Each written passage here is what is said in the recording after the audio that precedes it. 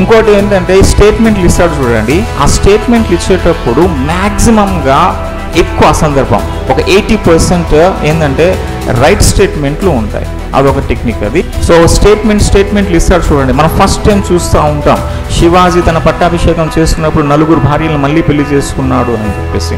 ఆ statements maximum ఎట్లా ఉంటాయి అంటే 80% స్టేట్మెంట్స్ మనకి రైటే ఉంటాయి, ఒక 20% అప్పుడు రాంగ్ ఉండే అవకాశాలు మనకి ఉంటాయి.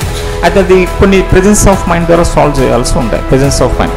అయితే ఈ నెంబర్ ఆఫ్ టైమ్స్ ఈ క్వశ్చన్ పేపర్స్ మీరు రిపీట్ చేస్తారు కదా, రాస్తూ ఉంటారు కదా, ఆటోమేటిక్గా మీరు ఎలిమినేషన్ పవర్ అనేది డెవలప్ అయిపోతుంది. ఎలిమినేషన్ పవర్ అంటే మన క్వశ్చన్ పేపర్స్ చదివినప్పుడు మనకు తెలియని బిట్లు వస్తాయి. ఆ తెలియని బిట్లు వచ్చినప్పుడు ఇది కాకపోవచ్చు ఇది రైట్ అని చెప్పి పెట్టారు కదా, ఆ టిక్ అది రైట్ అయిపోతుంది. దాన్ని ఎలిమినేషన్ పవర్ అంటారు. మీరు నెంబర్ ఆఫ్ టెస్ట్ రాస్తే మీ మైండ్లో మీకు తెలియకుండానే ఆ ఎలిమినేషన్ పవర్ అనేది డెవలప్ అవుతుంది. సో 150 మార్కులు ఒక పేపర్, ఆ 150 మార్కులు మీకు తెలిసిన బిట్లు ఒక 80 లేదా 90 వచ్చి మిగతా 60 మార్కులు ఉంటాయి కదా, దాన్ని మీరు ఎలిమినేషన్ ద్వారా స్కోర్ చేయగలుగుతారు. ఇంకొక 10-15 ద్వారా అంటే 100 ఈజీగా క్రాస్ చేసేయగలుగుతాం. ఎలిమినేషన్, ఆ ఎలిమినేషన్ పవర్ మీ మైండ్లో డెవలప్ అవ్వాలి అంటే మీరు ఏం చేయాలి, నెంబర్ ఆఫ్ టైమ్స్ ఈ టెస్ట్ సిరీస్లు అవి కూడా చేయాల్సి ఉంటుంది, నెంబర్ ఆఫ్ టెస్టులు రాయాల్సి ఉంటుంది. అప్పుడు ఆటోమేటిక్గా మైండ్ పవర్ఫుల్గా మారుతుంది.